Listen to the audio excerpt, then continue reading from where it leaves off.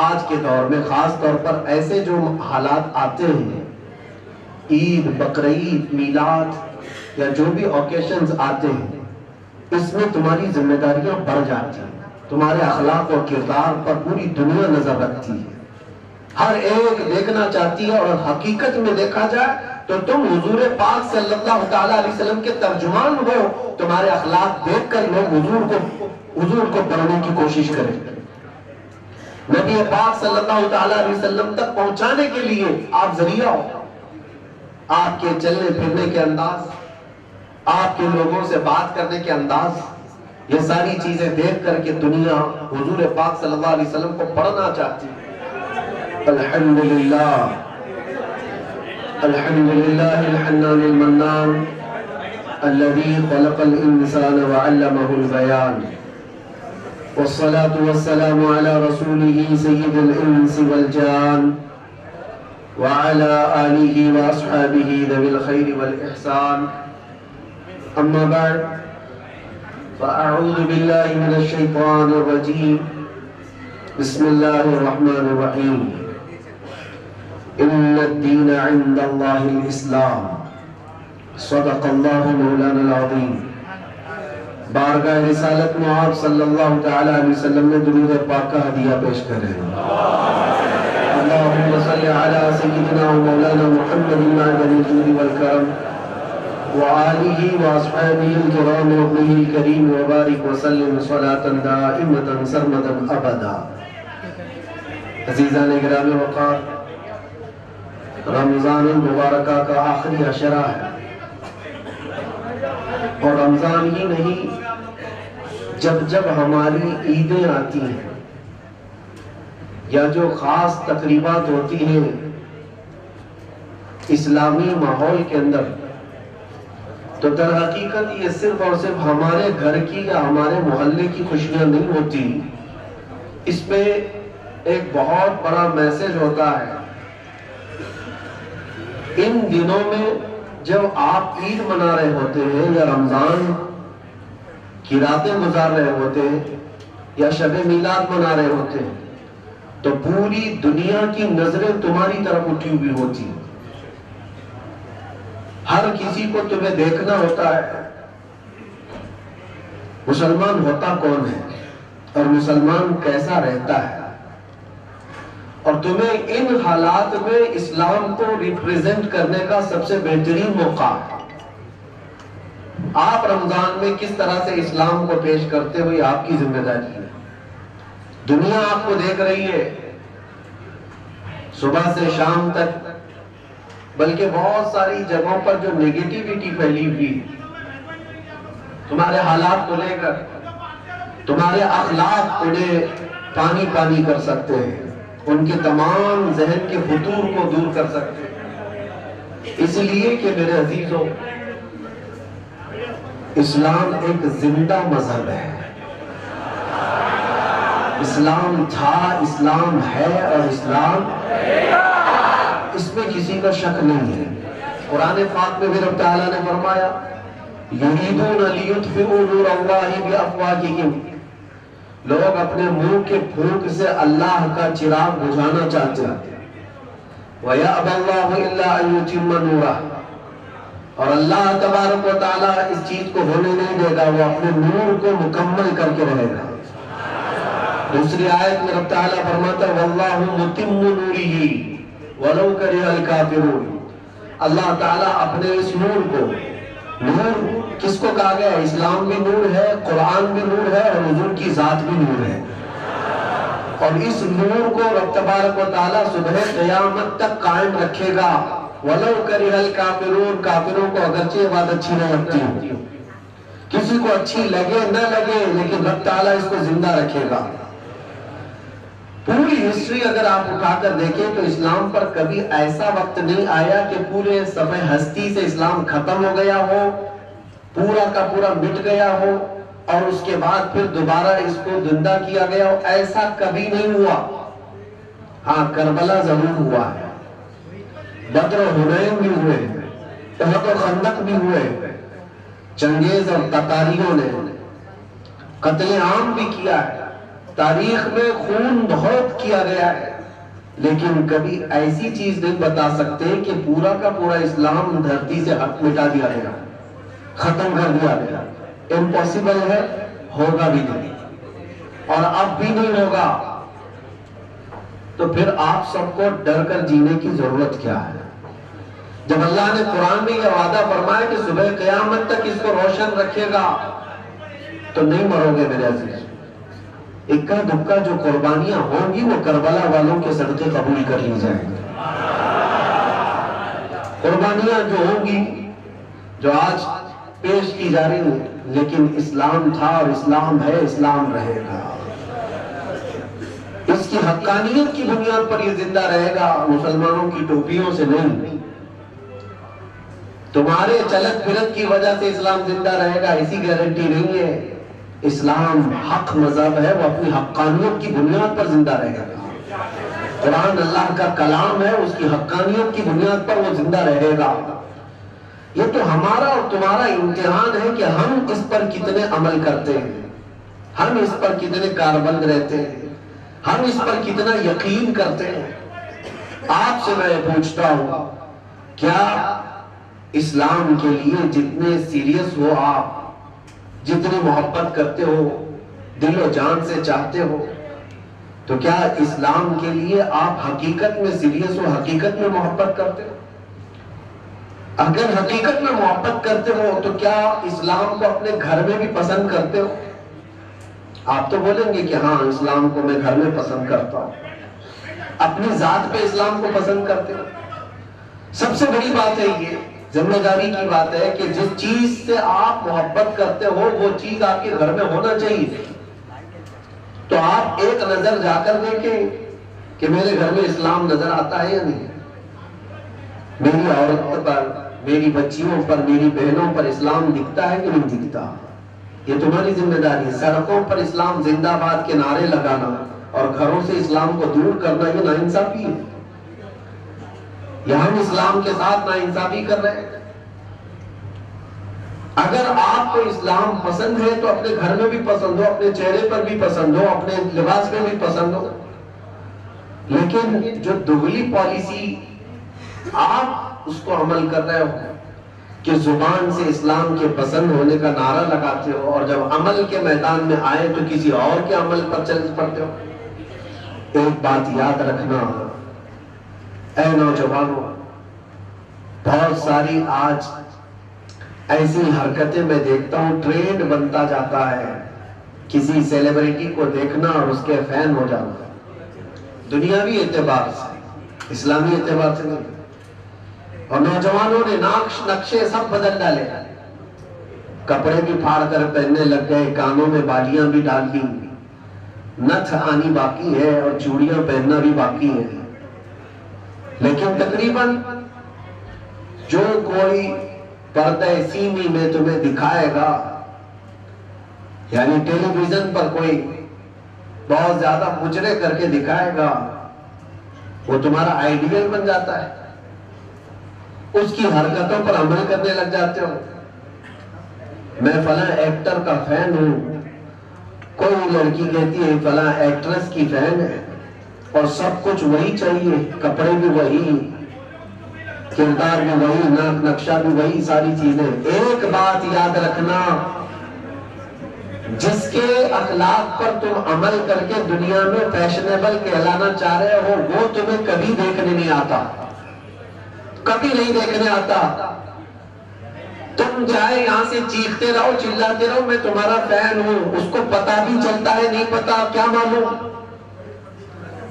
خامخواہ کسی کے پیچھے بھاگے بھاگے پھر رہے ہو، وہ کبھی نہیں دیکھتا کہ میری طرح کپڑا پہن رہا ہے، میری طرح چہرہ بنا رہا ہے، میری طرح بال کا سٹائل رکھتا ہے، کبھی نہیں دیکھتا۔ لیکن ایک بات یاد رکھو، تاجدار مدینہ رسول کریم صلی اللہ علیہ وسلم کے اخلاق پر جو عمل کرتا ہے، قسم خدا کی دنیا کے کسی بھی کونے میں رہنا، رسول پاک صلی اللہ تعالیٰ علیہ وسلم تمہیں دیکھ رہے ہیں۔ اور یہ بات اتنی پیاری ہے، جس کو دکھانے کے لیے تمہیں کرنا چاہیے وہ دیکھ نہیں رہا دنیا والا، لیکن رسول مختار صلی اللہ تعالیٰ علیہ وسلم کی اگر ایک سنت پر کوئی عمل کرتا ہے تو وہ آقا اپنی قبر سے دیکھ کر مسکراتے ہیں۔ تمہارے اعمال ان کے پاس ہر جمعرات پیش کیے جاتے ہیں، ہر جمعرات کو امت کے اعمال حضور کے پاس پیش کیے جاتے ہیں۔ حضور پاک صلی اللہ علیہ وسلم فرماتے ہیں میں اپنے ہر امتی کو اس کے باپ کے نام سے پہچانتا ہوں، ہر امتی کو اس کے باپ کے نام سے پہچانتا ہوں۔ اب آپ سوچو کل جمعرات ہے، حضور پاک صلی اللہ علیہ وسلم کی بارگاہ میں پھر فرشتے ہمارے ہفتے بھر کے اعمال لے کر جا رہے ہیں اور ساری خبریں وہاں پر پہنچتی ہیں۔ اللہ کے نبی صلی اللہ تعالیٰ علیہ وسلم فرماتے ہیں اگر اچھے اعمال میرے پاس آئیں تو میں خوش ہو جاتا ہوں، اللہ کا شکر بجا لاتا ہوں، اور برے اعمال مجھ تک پہنچائے جاتے ہیں تو غم ہوتا ہے اور میں استغفار کرتا ہوں۔ کتنے زمانے تک حضور پاک صلی اللہ علیہ وسلم کو غم پہنچاتے رہو گے؟ کب تک؟ اسی لیے میرے عزیزوں، آج کے دور میں خاص طور پر ایسے جو حالات آتے ہیں، عید، بقرعید، میلاد یا جو بھی اوکیشنز آتے ہیں، اس میں تمہاری ذمہ داریاں بڑھ جاتی ہیں، تمہارے اخلاق اور کردار پر پوری دنیا نظر رکھتی ہے، ہر ایک دیکھنا چاہتی ہے، اور حقیقت میں دیکھا جائے تو تم حضور پاک صلی اللہ تعالیٰ علیہ وسلم کے ترجمان ہو، تمہارے اخلاق دیکھ کر لوگ حضور کو پڑھنے کی کوشش کریں۔ نبی پاک صلی اللہ تعالیٰ علیہ وسلم تک پہنچانے کے لیے آپ ذریعہ ہو، آپ کے چلنے پھرنے کے انداز، آپ کے لوگوں سے بات کرنے کے انداز، یہ ساری چیزیں دیکھ کر کے دنیا حضور پاک صلی اللہ علیہ وسلم کو پڑھنا چاہتی ہے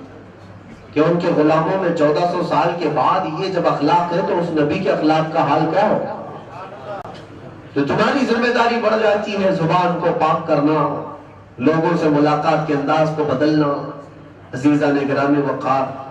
نوجوانوں پر آج بہت ساری ذمہ داری ہے۔ ایک بات میں آپ کو بتاؤں، ایک پروپیگنڈا جو پھیلایا گیا ہے، مسلمان سخت ہوتا ہے، مسلمان خونی ہوتا ہے، قاتل ہوتا ہے، آتنکی ہوتا ہے، یا پھر لوٹ مار چوری، ہر طرح کی چیزیں اس کے اوپر تھوپ دی گئی ہیں۔ یورپ کی دنیا میں بھی یہ بہت پھیلایا گیا ہے تاکہ ڈر کے مارے کوئی اسلام کو پڑھنا بھی نہ چاہے۔ تقریباً آج سے 13-14 سال پہلے کی بات میں آپ کو بتا رہا ہوں، اس سے بھی زیادہ پہلے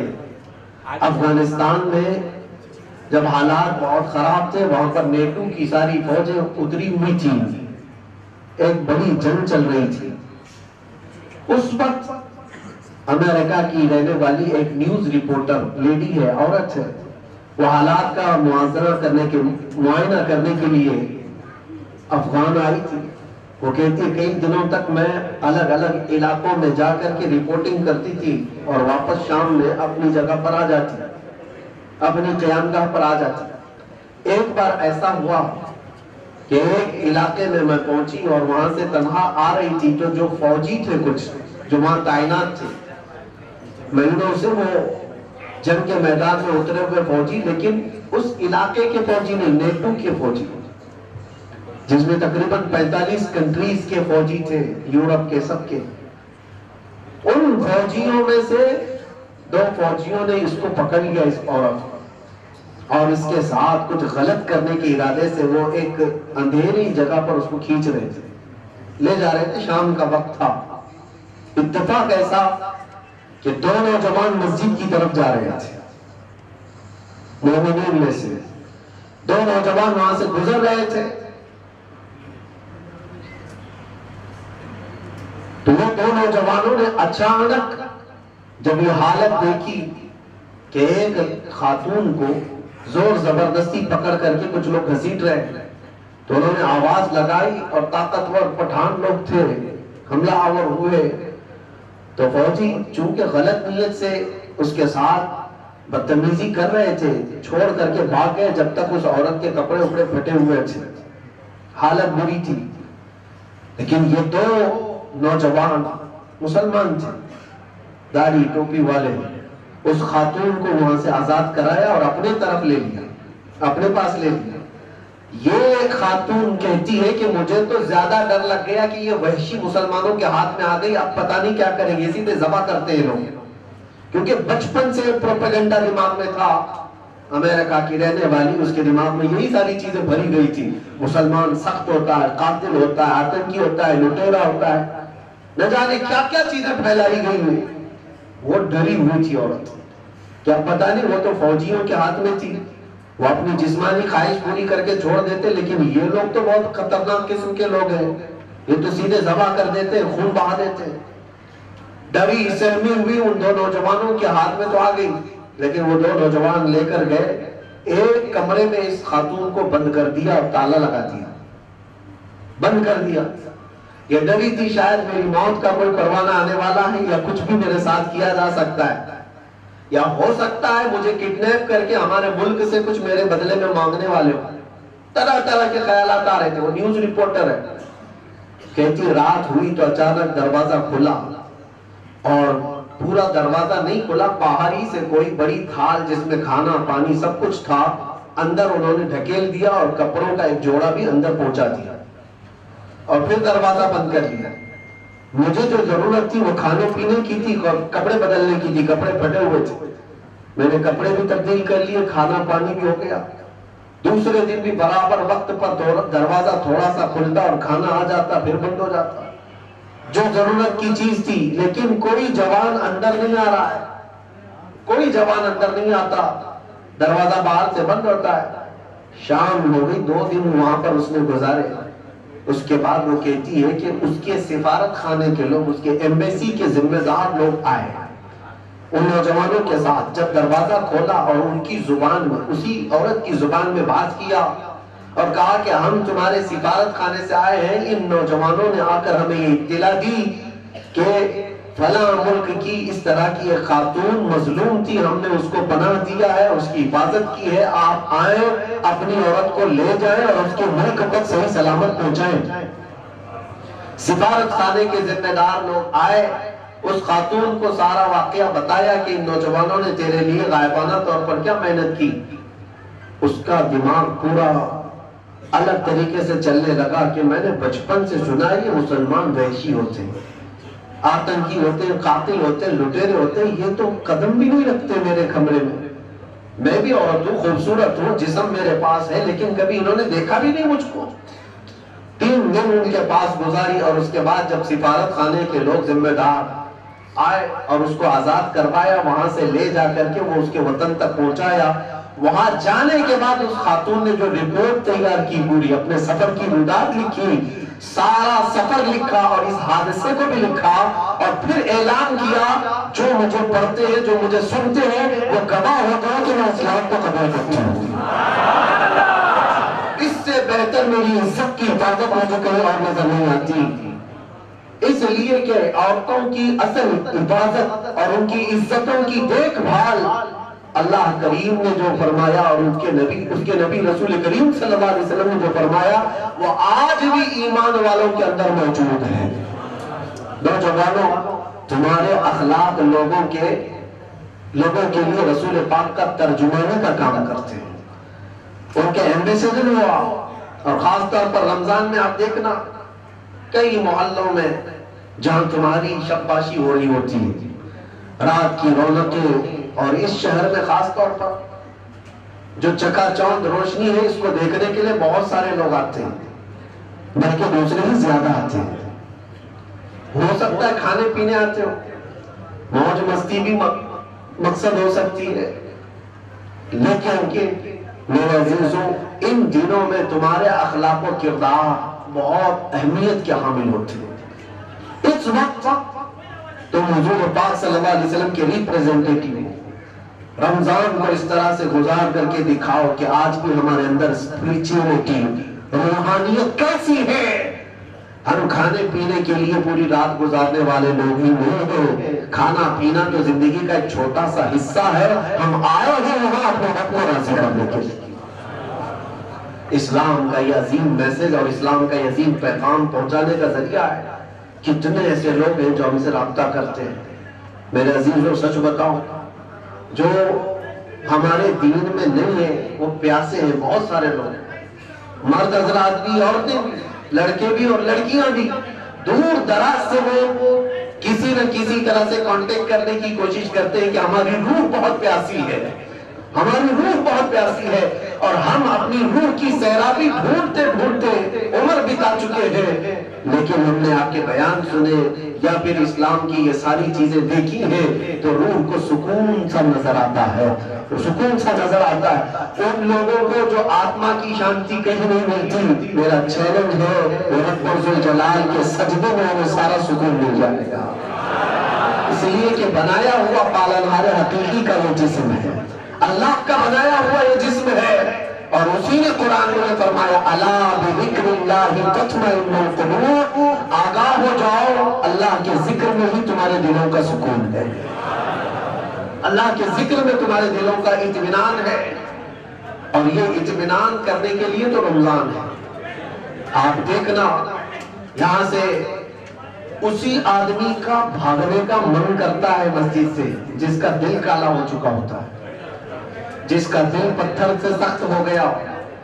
وہ گن رہا ہوتا ہے، گھڑی کی سوئیاں دیکھ رہا ہوتا ہے کہ کب اٹھوں یہاں سے بھاگوں، لیکن جس کا دل اللہ سے لگ گیا ہے وہ تو ظہر کے بعد عصر کا انتظار کر رہا ہوتا ہے، کیونکہ حدیث پاک میں حضور صلی اللہ علیہ وسلم نے یہ فرمایا ہے کہ 7 لوگ ایسے ہیں جن کو قیامت کے دن بھی اللہ اپنے عرش کا سایہ عطا فرمائے گا۔ وہ 7 لوگوں میں سے ایک ایسا آدمی ہے رجل تعلق قلبه بالمساجد، ایسا آدمی جس کا دل ہمیشہ مسجد میں لٹکا ہوا رہتا ہے۔ دلوں کا سکون رب ذوالجلال کے حضور ہے، اور یہ پوری دنیا کو بتانے کی بھی ضرورت ہے۔ آج نفسا نفسی کا دور ہے، مادیت پرستی ہے، لوگ آج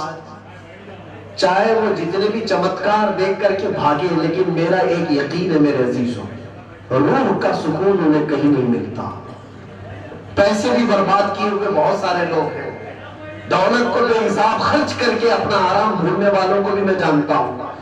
لیکن پھر بھی ان کو وہ روحانی سکون نہیں ملتا، کیونکہ ہمیں یقین ہے کہ یہ پوری جو باڈی ہے، یہ پورا جو جسم ہے، کسی اور نے نہیں بنایا، اللہ رب العزت نے بنایا، اور وہی بہتر جانتا ہے، اور اسی کی طرف سے اگر قلب کو سکون ملا تو مل سکتا ہے، باقی کوئی طاقت تمہیں سکون نہیں دے سکتی،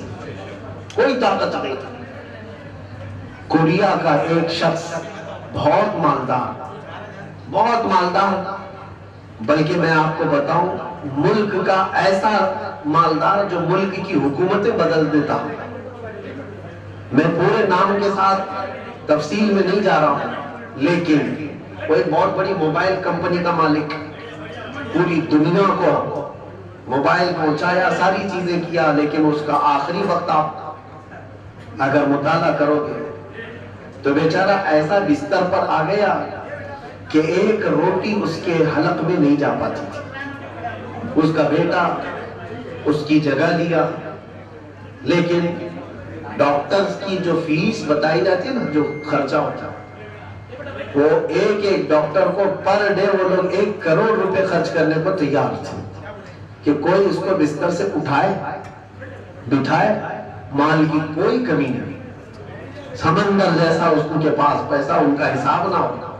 بے حساب، لیکن ایک شخص کو بستر سے اٹھانے کے لیے وہ ساری دولت خرچہ کرنے کو تیار ہے، لیکن کوئی ڈاکٹر 4 سال تک اس بندے کو اٹھا نہیں سکا، وہ کوما کی حالت میں رہا، جس حالت میں رہا